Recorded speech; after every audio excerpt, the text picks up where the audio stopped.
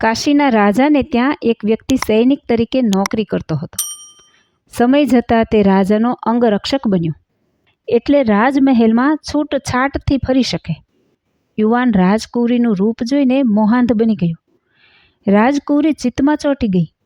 જમવાનું ભાવતું નથી ને ઊંઘ આવતી નથી. હવે શું કરવું?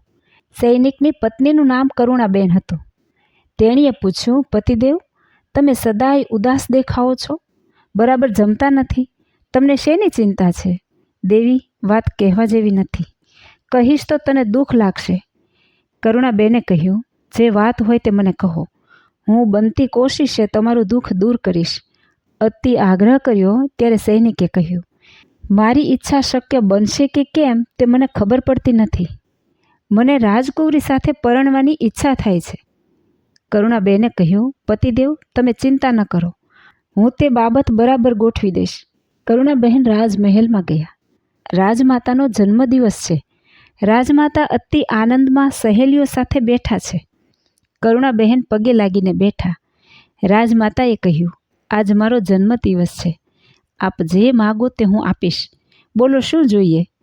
કરુણાબેને કહ્યું, જો રાજી થયા હો તો તમારી રાજકુંવરીના લગ્ન મારા પતિ સાથે કરો. આવું સાંભળી રાજમાતા સ્તબ્ધ થઈ ગયા. શું જવાબ આપવો? પછી વિચારીને કરુણાબહેનને કહ્યું, તમારા પતિને કહો, તમારે 6 મહિના સુધી જગત પાવની ગંગાજીના કાંઠે એકાંતમાં બેસીને આંખ બંધ કરીને ભગવાનને હૃદયમાં ધારીને પ્રભુના નામના જપ કરવાના છે. અમે તમને જમવાનું આપીએ તે જમવાનું, બાકી કોઈની સાથે વાત કરવાની નહીં.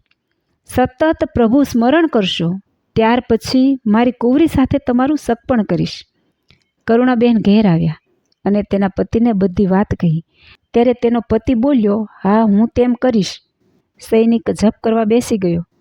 ગામના માણસોને ખબર પડી કે એક યોગી મહાત્માજી ગંગાજીના કિનારે તપશ્ચર્યા કરે છે.